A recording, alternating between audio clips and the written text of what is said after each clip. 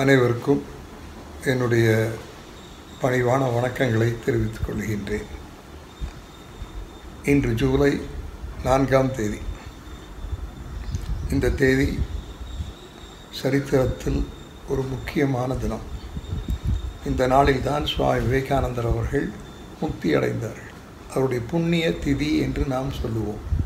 அவர் மறைந்தது கல்கத்தாவில். அந்த தினத்தை நாம் நம்முடைய கல்லூரியில், எம்ஜிஎம் கல்லூரியில் ஆண்டுதோறும் மிக விமர்சையாக அனுசரித்து வருகின்றோம், மிகுந்த சிரதையோடு. காரணம், சுவாமி விவேகானந்தருடைய கல்விக் கொள்கையை நாம் பல வகையிலும் நம்முடைய கல்லூரியில் சொல்லி வருகின்றோம். அவருக்காக ஒரு மிகப்பெரிய ஆளுயர வெங்கல சிலை அமைத்திருக்கின்றோம். இப்படிப்பட்ட ஒரு சிலை வேறு எங்கே இருக்குமா என்றால் சந்தேகம். அந்த வகையில் அதை ஒட்டி இந்த நாளை நாம் சிறப்பாக அனுசரித்து வருகின்றோம். இதை முன்னின்று செய்கின்றவர்கள் நம்முடைய கல்லூரி பேராசிரியர்கள், கூட நம்முடைய சுவாமி விவேகானந்தர் வாசகர் வட்டம் என்றிருக்கின்றது, அதனுடைய அன்பர்களும் இவர்களும் சேர்ந்து இதை சிறப்பாக செய்கிறார்கள். இந்த ஆண்டு இந்த கொரோனாவினுடைய தாக்கத்தின் காரணமாக வழக்கமான வகையில் கொண்டாடாமல் நாம் ஒவ்வொருவரும் இருந்த இடத்திலிருந்து இந்த ஆன்லைனில் இதை நாம் நடத்துகின்றோம். தவறில்லை. இன்னும் சொல்ல போனால் இன்னும் ஏராளமானவர்கள் பார்க்கலாம். அத்தனையும் பதிவாகிவிடும். எப்பொழுது வேண்டுமானாலும் திரும்ப திரும்ப கேட்கலாம். ஸோ ஒரு சவால் என்று வருகின்ற பொழுது அதை சாமர்த்தியமாக எதிர்கொண்டு சமாளிப்பது தான் புத்திசாலித்தனம். இன்று தொழில்நுட்பம் வந்துவிட்டது. அதன் காரணமாக நான் கோவையிலிருந்து பேசுகிறேன், நீங்கள் பொள்ளாச்சியில் கேட்கிறீர்கள். இதெல்லாம் ஒரு காலத்தில் கிடையாது. சுவாமி விவேகானந்தர் சிக்காகோவில் பேசிய பொழுது இது இருந்திருக்குமே ஆனால், உலகமே அதை கேட்டு இருக்குமே ஆனால் எவ்வளோ பெரிய ஒரு தாக்கம் வந்திருக்கும். ஆனால் அன்று இல்லை. இன்று இருக்கிறது, நாம் பயன்படுத்தி கொள்ளுவோம். இப்போ என்ன நான் சொல்ல விரும்புகின்றேன் என்றால், ஒவ்வொரு தேசத்திற்கும் தனக்கென்று ஒரு சிறப்பு இருக்கும். அந்த ஒன்றுதான் அந்த தேசத்தை உலக அரங்கில் உயர்த்தி காட்டுகிறது. ஒவ்வொரு தேசத்திற்கும் ஒவ்வொன்று இருக்கும். பாரத தேசம் என்றால் ஒரு புண்ணிய பூமி என்று சொல்லுவோம். ஆன்மீகம்தான் நம்முடைய கலாச்சாரத்தின் அடித்தளம். இங்கே ஆன்மீகத்தை விட்டு விலகி செல்ல முடியாது. சுவாமி விவேகானந்தரே ஒரு முறை சொன்னார், தெற்கே ராமேஸ்வரத்தில் உள்ள ஒருவன் வடக்கே காசிக்கு செல்ல வேண்டும் என்று நினைக்கும் வரையில், வடக்கே காசியில் இருக்கின்ற ஒருவன் தெற்கே ராமேஸ்வரம் வர வேண்டும் என்று நினைக்கும் வரையிலும் இந்த தேசம் கலாச்சார ரீதியில் ஒரு வல்லரசாகவே இருக்கும் என்று சொன்னார். அந்த வகையில் நம்முடைய பூமி ஒரு ஆன்மீக கலாச்சாரத்தை அடித்தளமாக கொண்ட ஒரு பூமி. இங்கு மிகப்பெரிய மகான்கள் காலாகாலமாக தோன்றி வந்திருக்கின்றார்கள். அதுவே இந்த நாட்டுக்கு சிறப்பு. ஒரு 20-25 ஆண்டுகளுக்கு முன்பு நான் ரிஷிகேஷம் சென்றிருந்தேன். அப்பொழுது சுவாமி சிவானந்த ஆசிரமத்துக்கு சென்றேன். அதனுடைய தலைவர் சுவாமி சித்தானந்தா எங்களுக்கு ரொம்ப நெருக்கமானவர். எங்கள் வீட்டுக்கெல்லாம் வந்திருக்கார். அவர்கிட்ட பேசிகிட்டு இருக்கும் பொழுது நான் அவர் ஒரு கேள்வி கேட்டேன். பாரத தேசம் பழம்பெரும் தேசம், அதுக்கு உன்னதமான தேசம், புண்ணிய பூமி, இதற்கு இணையான ஒரு பூமி இல்லை என்றெல்லாம் பெருமையாக சொல்லுகின்றோமே, அப்படி என்ன அதுக்கு சிறப்புன்னு கேட்டேன். அதுக்கு அவர் என்ன சொன்னார் தெரியுமா? When the rest of the world was in utter darkness of ignorance, it was in this country great saints and seers came, unraveled the mystery behind man, came out with certain startling declarations which were carefully codified over the ages by an unbroken chain of spiritual masters, and has preserved it and kept it intact till this very space age. இதுதான் பாரதத்தின் சிறப்புன்னு சொன்னார். என்ன சொன்னார்னா, அஞ்ஞானம் என்கின்ற இருளில் உலகம் இருந்த காலத்திலேயே மிகப்பெரிய ஆன்மீக ரிஷிகள் தோன்றி மனிதனுடைய அந்தர ஆத்மாவை ஆராய்ந்து இந்த மனிதனுடைய உண்மையான சொரூபம் என்ன என்பதை தெரிந்து அதையே அழகாக வடித்து தந்து அதையே வேதங்களாக ஏற்படுத்தி அதற்கு பிறகு யுக யுகமாக காலாகாலமாக ஒரு சங்கிலி தொடர் போல் ஒரு வாழையடி வாழையாக வந்த ஒரு ஆன்மீக பரம்பரை அதை கட்டி காத்து கொண்டு வந்து இந்த விஞ்ஞான யுகத்தில் வரைக்கும் வைத்திருக்கிறது. இதுவே இந்த தேசத்தின் சிறப்பு என்று சொன்னார். அந்த பரம்பரையில் வந்தவர் ஒருவர் தான் சுவாமி விவேகானந்தர். ஏன்னா நீட்டி பேசக்கூடாது, எனக்கு அப்புறம் பேசுவதற்கு நிறைய இருக்கிறாங்களாம். ஸோ நாம் சும்மா ஒரு அறிமுக உரை தான். ஏன்னா கற்றறிந்த பேராசிரியர்கள் நல்ல தலைப்பில் பேச போகிறாங்க. அதுக்கப்புறம் நான் கேள்விப்பட்ட மாணவியரும் பேச போகிறார்களாம். அதுதான் முக்கியம். நான் தான் எப்பவும் பேசுகிறவன் தானே, நீங்கள் நிறையா கேட்டிருக்கீங்க இல்லையா? ஸோ இந்தியாவுக்கு சிறப்பு சேர்த்தவர்கள் நம்முடைய ஆன்மீக பெரியார்கள். அந்த வம்சத்தில் வந்தவர் தான் சுவாமி விவேகானந்தர். ஆனால் இவர் கொஞ்சம் ஒரு வித்தியாசமான துறவி. மற்ற துறவிகளுக்கும் இவருக்கும் ரொம்ப வேறுபாடு உண்டு. அவர்கள் ஆன்மீகத்தை பார்த்தது ஒரு மாதிரி, இவர் பார்த்தது வேறொரு மாதிரி. கொஞ்சம் புரட்சிகரமாகவே பார்த்தாருன்னு சொல்லுவேன். அவர் ஒரு 3-4 கருத்து சொல்கிறாரு, பிரதானமாக வாங்கிக்கணும். Religion is realisation. தன்னைத்தான் அறிந்து கொள்ளுவதே ஆன்மீகம். அதுக்கு மேலே அதில் ஒன்றும் இல்லைன்ட்டார். தன்னைத்தான் அறிந்து கொண்டு விட்டால் பிறகு ஆன்மீகங்கிற பேரில் சொல்கிறதுக்கு ஒன்றும் இல்லை. இதெல்லாம் விளக்க நேரம் இல்லை. ரெண்டாவது ஒன்று சொன்னார், வழிபாட்டோடு நின்று விடக்கூடாது ஆன்மீகம்னு சொன்னார். பாருங்கள் எவ்வளவு புரட்சிகரமான கருத்து. வழிபாட்டோடு நின்று விடக்கூடாது ஆன்மீகம், அதையும் கடந்து அதுக்கு பணி இருக்கிறது, பொறுப்பு இருக்குதுன்னு சொன்னார். மூன்றாவது ஒன்று சொன்னார், வழிபாட்டு ஸ்தலங்களை விட்டு ஆன்மீகம் வெளியே வந்து ஒவ்வொரு காலத்திலும் மனிதன் சந்தித்து கொண்டிருக்கின்ற சவால்களை சந்திப்பதற்கு அவனுக்கு தேவையான துணிச்சலையும் தன்னம்பிக்கையும் தருவதே ஆன்மீகத்தினுடைய நோக்கம்னு சொன்னார். எவ்வளோ பெரிய கருத்துக்கள் என்று நினச்சி பாருங்க. இதை விட இன்னொன்று சொன்னார், மனித வள மேம்பாடு தான் ஆன்மீகம். ஹியூமன் ரிசோர்ஸ் டெவலப்மெண்ட் இஸ் ஆன்மீகம். அப்படின்னா என்ன அர்த்தம்? ஒவ்வொருவருக்குள்ளும் அளவற்ற அறிவும் ஆற்றலும் புதைந்து கிடக்கின்றது. அதை முழுமையாக புரிந்து கொண்டு வெளிப்படுத்தினால் அவன் எதையும் சாதிக்கலாம். இதுக்கு மேலே என்ன இருக்குது சொல்கிறதுக்கு? நீங்கள் கோயிலாக போய் செய்யாத எல்லா பூஜையும் செய்து எல்லா மந்திரத்தையும் சொல்லி கடைசியில் உங்களை நீங்கள் அறிந்து கொண்டு உங்களோடு இருக்கின்ற ஆற்றலை வெளிப்படுத்தலைன்னா அது எதுக்கு உதவும்? ஒன்றுக்கு உதவாது. ஆகவே தான் இந்த விஞ்ஞான யுகத்துக்கும் இவருடைய பார்வை ஏற்புடையதாக இருக்கின்றது. இது ரொம்ப வித்தியாசமான ஒரு அணுகுமுறைன்னு சொல்லணும். நியூ டான் என்று சொல்லுவார்கள். ஒரு புதிய விடியல்னு சொல்லுவாங்க. விவேகானந்தரை ஒரு புதிய விடியல்னு சொல்லுவாங்க. ஆன்மீகத்தை இப்படி பிரிக்கலாம். சுவாமி விவேகானந்தருக்கு முன், சுவாமி விவேகானந்தருக்கு பின். சுவாமி விவேகானந்தருக்கு முன்பு ஆன்மீகத்துக்கு வியாக்கியானம் செய்ததெல்லாம் பார்த்தீங்கன்னா ஒரு மாதிரியாக இருக்குது. இவருக்கு பிறகு பார்த்தால் எல்லாமே முழுவதுமாக மாறிவிட்டது. மனித வள மேம்பாடு தான், வேறு ஒன்றும் இல்லை. இறைவன் படைப்பில் மனிதனுக்கு இணையான ஒரு படைப்பு கிடையாது. ஆனால் ஒரு துரதிர்ஷ்டம், அதை அவன் தெரிஞ்சிக்கல.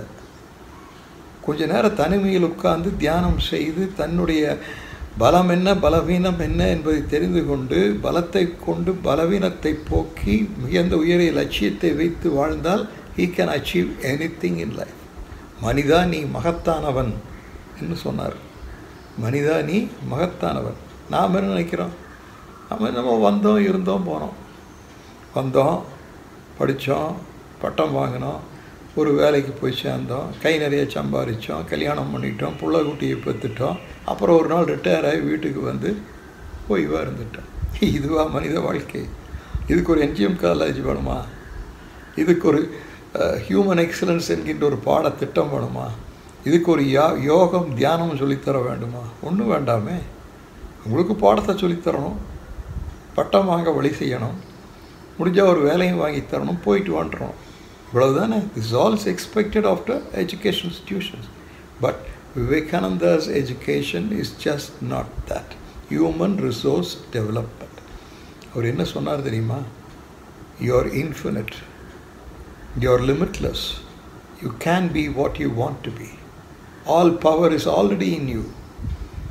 Don't look around for anything. Close your eyes. Go into a self-inquiry. You will get to know how great a man you are. How big I can achieve. அப்படித்தான் பெரியவங்கெல்லாம் சாதிச்சாங்க. மகாத்மா காந்தியே இவருடைய ரசிகர், விவேகானந்தருடைய ரசிகர்.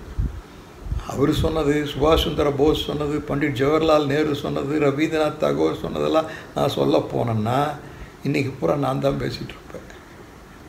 அப்புறம் அடுத்தவங்களுக்கு நேரம் ஒதுக்கணும் இல்லையா? அது தவறு. ஆகவே நீங்கள் கொஞ்சம் படிக்கணும்னு சொல்ல வரேன். சுவாமி விவேகானந்தர் படத்தை மாட்டி வச்சுட்டா பத்தாது, ஏதோ ஒரு கொட்டேஷன் எழுதி வச்சுட்டா பத்தாது. You got to go deep into it, get to know the man in depth and try to understand the man's vision. There's no one equal to him. அவர் சொன்ன சிலதையெல்லாம் கேட்டீங்கன்னா அசந்து போயிடுவீங்க. உனக்கு நிகர் நீயே, உன்னுள் அனைத்தும் இருக்கின்றது, உன் மீது நீ நம்பிக்கை வை, முயன்றால் உன்னால் முடியாதது எதுவும் இல்லை. இப்படி அசர்ட்டிவாக அது வரைக்கும் யாரும் சொல்லலை. பொதுவாக ஆன்மீகம்னு என்ன, வழக்கமான பிரச்சாரங்கள் தானே பார்ப்போம் கோவில் குளத்தில். இவரது அப்படி இல்லை. இன்னும் சொல்ல போனால் விவேகானந்தரை முழுமையாக படுத்தீரென்றால் இவர் ஒரு ஆன்மீகத்தின் பிரதிநிதியானே சந்தேகம் வரும். கிட்டத்தட்ட ஒரு நாத்திகரை போல கூட இருக்கு. அவருக்கு இந்த வழக்கமான சம்பிரதாயமான ஆன்மீகத்தில் நம்பிக்கை இல்லை. பூஜை புனஸ்காரம், கோயில் குளம், சாஸ்திர சம்பிரதாயம் இதெல்லாம் வேணும்.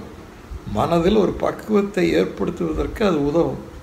ஆனால் அங்கேயே நின்று விடக்கூடாது, அடுத்த நிலைக்கு செல்லணும். மதம் என்பது ஆன்மீகம் என்கின்ற நிலைக்கு செல்லணும். Religion has to transform itself to the level of spirituality. This was the vision of that great man. அவரே சொல்கிறாரு, நான் மறைந்த பிறகு 1000 ஆண்டுகள் தொடர்ந்து என்னுடைய ஆதிக்கம் இந்த உலகத்தில் இருக்கும்னு சொன்னார். After I am gone, for another 1000 years, I will be haunting humanity. Tell me who has said like that? இளைஞர்களுக்கு தான் அவர் ரொம்ப விரும்பினார், நம்பி இருந்தார். ஆகவே தான் அவர் பிறந்த ஜனவரி 12 மைய அரசு இளைஞர் தினம்னு அறிவிச்சிருக்கு. இளைஞர்கள் மீது அவருக்கு ரொம்ப நம்பிக்கை உண்டு. 100 இளைஞர்களை தாருங்கள், இது உலகத்தை மாற்றி காட்டுகிறேன், இந்தியாவே அல்ல. Give me 100 young men, I will change the whole world. That was the faith he had in you. இப்போ நீங்கள் இப்படி இருக்கலாமா? ஏதோ படித்தோம், வேலை வாங்கினோம், கல்யாணம் பண்ணோம், புள்ள குட்டி, காலத்தை ஓட்டணும், காணாமல் போனோம். இன்னும் திங்க் டிஃப்ரெண்ட்லி.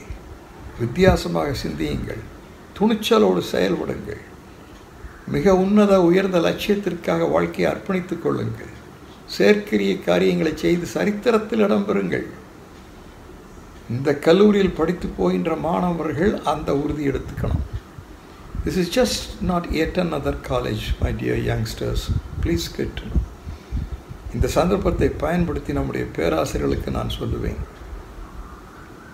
உங்கள் வகுப்பறையில் இதையெல்லாம் சொல்லுங்கள். You may be a science teacher, you may be a history teacher, you may be a literature teacher, you may be a maths teacher, you may be a commerce teacher, you may be anything. But வகுப்பறையில் பாடங்களை சொல்லும்போது இதையும் சொல்லுங்கள். பரீட்சைக்கு தயார் பண்ணுறதுக்கு NGM கல்லூரி தேவையில்லை, வாழ்க்கைக்கு தயார். இங்கிருந்து படித்து சென்றவர்கள் பிற்காலத்தில் மிக உயர்நிலையில் இருக்கின்றார்கள் என்கின்ற தகவல் இங்கே காதுக்கு வரணும். அதுதான் நாம் அருட்செல்வருக்கு செய்கின்ற உண்மையான அஞ்சலியாக இருக்கும். ஆகவே நிறைய நேரம் எடுத்துட்டேன், அதிகம் பேசியிருந்தால் மன்னிச்சுங்க. இறுதியாக உன்னை சொல்லுவேன், இந்த சுவாமி விவேகானந்தர் சிலை இருக்கிற இடத்துல ஒன்று எழுதியிருப்பாங்க, empower the youth to enrich the nation எழுதியிருக்காங்கல்ல. பார்த்தீங்களா ஐயா? ஏம்மா பார்த்தீங்களா இல்லையா? அங்கே பேசுனா நான் கையை தூக்க சொல்லுவேன். இப்போ முடியாது, நீங்கள் அத்தனை பேர் என்ன பார்க்குறீங்க, நான் உங்களை யாரையும் பார்க்க முடியாது. ஆகவே உங்களை நான் அதை போய் படிங்க. Empower the youth to enrich the nation அப்படின்னு என்ன அர்த்தம்? ஒவ்வொரு இளைஞனும் தன்னை முதலில் உயர்த்தி கொள்ள வேண்டும். ஒவ்வொரு இளைஞனும் தன்னை முதலில் உயர்த்தி கொள்ள வேண்டும்.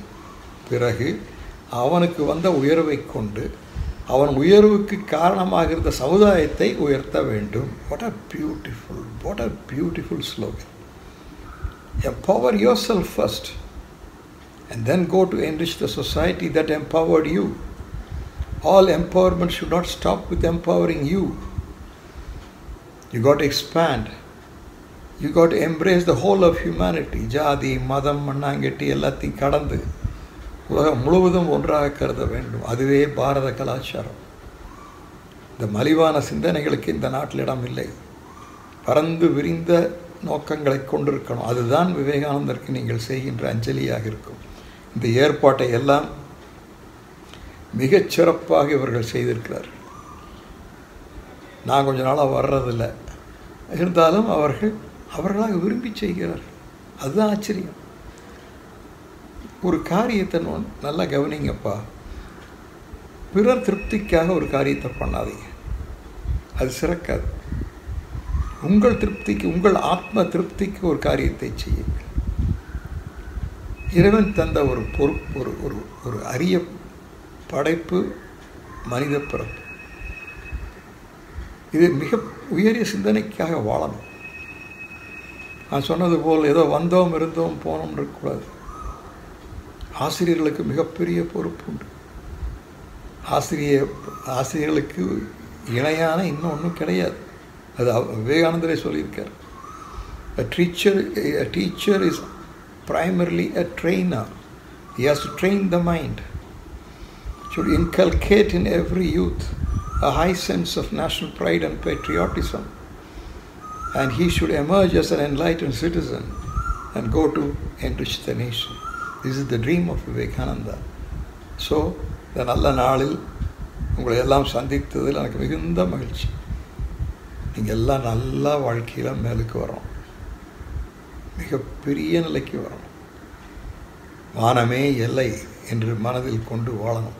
சாதாரண மலிவான பணம், பதவி, புகழ் போன்ற மலிவான இலக்குகளை வைத்து காணாமல் போய்விடாதீர்கள். அதையும் கடந்து சிந்தியுங்கள், வித்தியாசமாக சிந்தியுங்கள், துணிச்சலோடு செயல்பட்டு செயற்கரிய காரியங்களை செய்யுங்கள் என்று கூறி உங்கள் அனைவருக்கும் இந்த புண்ணிய திதி என்று என்னுடைய வாழ்த்துக்களை தெரிவித்து